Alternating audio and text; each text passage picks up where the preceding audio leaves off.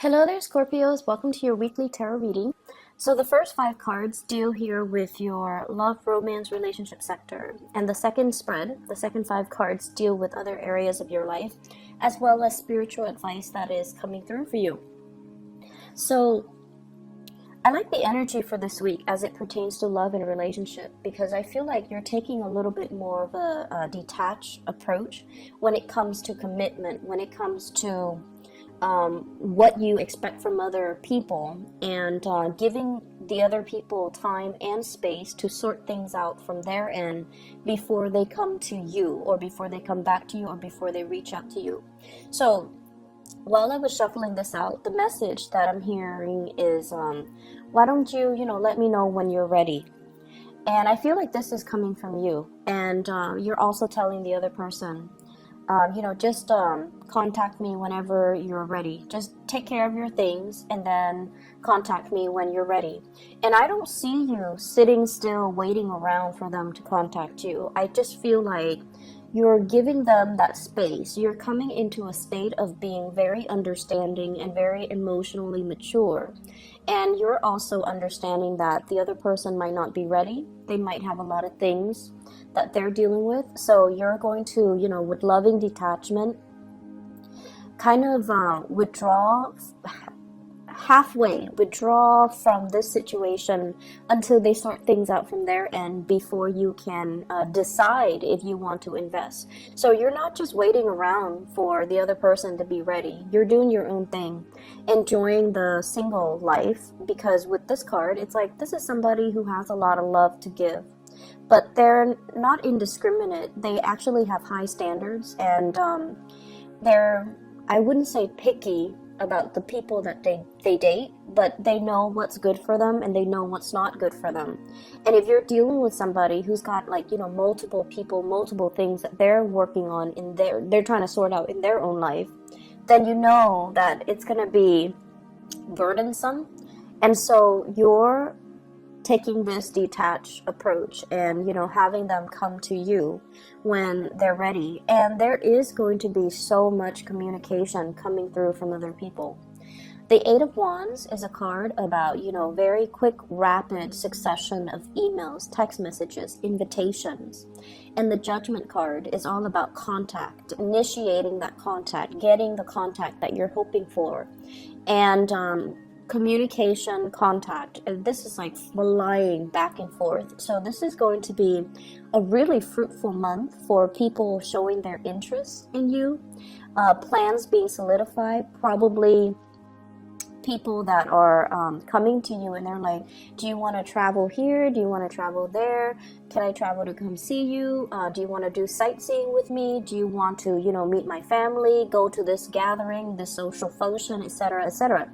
So with that loving detachment, I feel like it brings about, the right people on the right wavelength that would be very good for you. So the Eight of Wands is communication distance, and it deals with communication over large distances. So for many of you, you might be expanding outside of your geographical location when it comes to dating.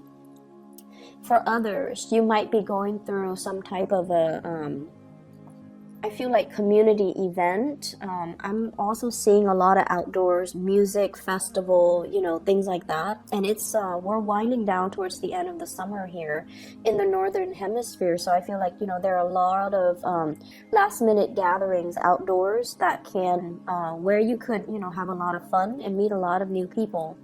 The Judgment card, for some reason, I'm seeing institutions. So possibly meeting through schools for those of you who have children who are single parents, or who are not so much single parent but like divorced parents. You're going to PTA meetings. You might strike up conversation with your kids' classmates' parents.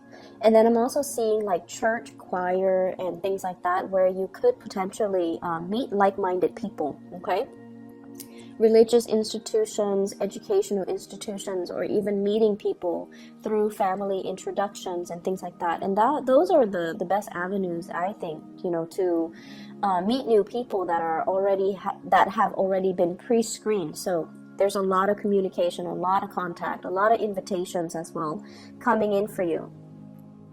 If you are dealing with a Virgo, and I have here the Hermit, this is the card of Virgo, as well as earth signs, Taurus, Virgo, Capricorn, with this Three of Pentacles. The Three of Pentacles is about making plans. And in the romantic front, it can deal with a situation where things start out very, very platonically. So if you're dealing in particular with an earth signs are a little bit, they're not like flamboyant about their emotions. And they tend to, hold things close to their chest until they feel like it's safe for them to reveal how they feel, until they feel like you're on board, or until they feel like they have something reliable or solid or stable with you. That's when they will make their feelings known. So if you're dealing on an earth sign, they're definitely interested. They're trying to make plans. This is somebody who is very methodical and they plan things. And with the Hermit, it's a higher vibration of character and morality. So what it means is, I feel like, this is somebody that wants to build a future. They're not just, I'm also sensing they might have children of their own, and because of it, they're very careful about who they date and who they bring into the picture. So they're not out, looking for a good time. They're a little bit more serious about finding the right relationship partner, and they are they're self-aware enough to know that they'd rather be by themselves than be in bad relationships. So this is not somebody that likes to settle. This is not somebody that gets wrapped up in bad relationships. So you've got somebody who's quite picky, and they see something in you. They see your kindness. They see how loving and just emotionally mature you are, and they see the level of devotion that you bring to the table, and they're kind of shining the spotlight on you, and thinking as well, this is the one I want to be with. So there's a lot of relationship building that can be had here with an earth sign. I feel like you're dealing with someone who's quite successful, who puts their career first. They might travel for work. They might be very busy with a lot of different projects. They might be very deeply immersed in their community. They're somebody that's well respected. They do a lot of projects with community outreach. They could do quite a bit of travel. So the timing between meeting up and being able to get the relationship rolling, that's also a source of not so much an issue. I don't feel it's an issue. You're off doing your own thing. And, that's why I mentioned, call me when you're ready, or call me when you're in town, or, just call me when things settle down for you. So I feel like you're giving them that courtesy and that space, and that is greatly appreciated. And they're also wondering about you, what are you up to? This is kind of like doing research. When we say do research, it can also denote stalking you on social media, looking you up, or finding out more about you, and doing it in a very discreet, in a very under the radar type of a way, because earth signs are actually they're very direct with their approach, but I also feel like they like to keep things under wraps, which you would appreciate, Scorpio. They like to keep things under wraps until they're sure. Okay.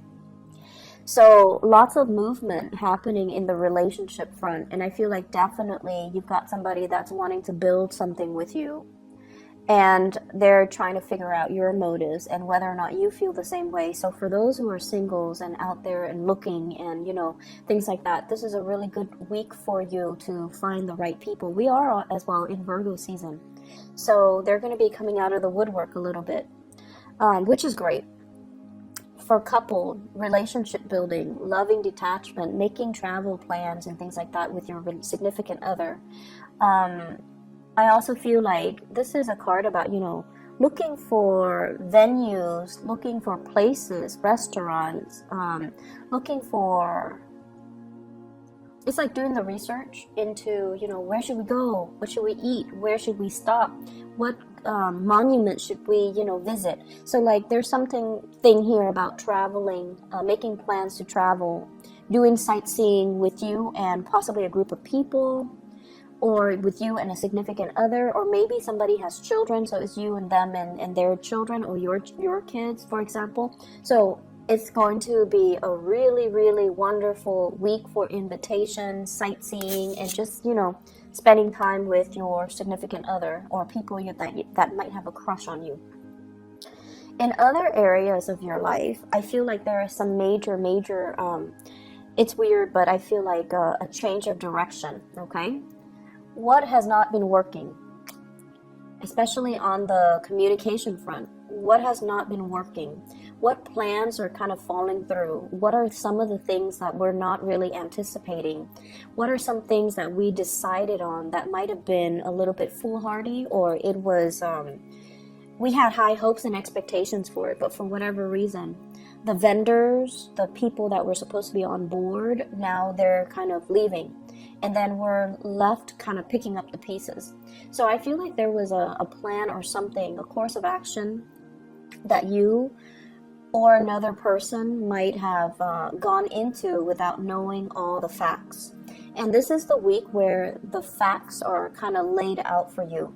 For some of you, you might have a fire sign, Sagittarius, Aries, or Leo, that I feel like this fire sign here with the King of Wands, it's somebody as well that, they see the big picture, but I feel like, as stubborn as you are, Scorpio, once you've decided on a course of action, you follow through, right? You don't abandon ship halfway.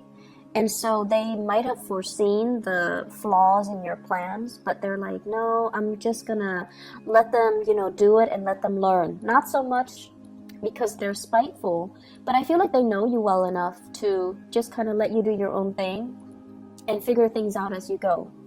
And I feel like you're consulting them or talking to them about, work projects and plans that might not have come out the way that you wanted. And then you're kind of like hashing out a strategy for the next time.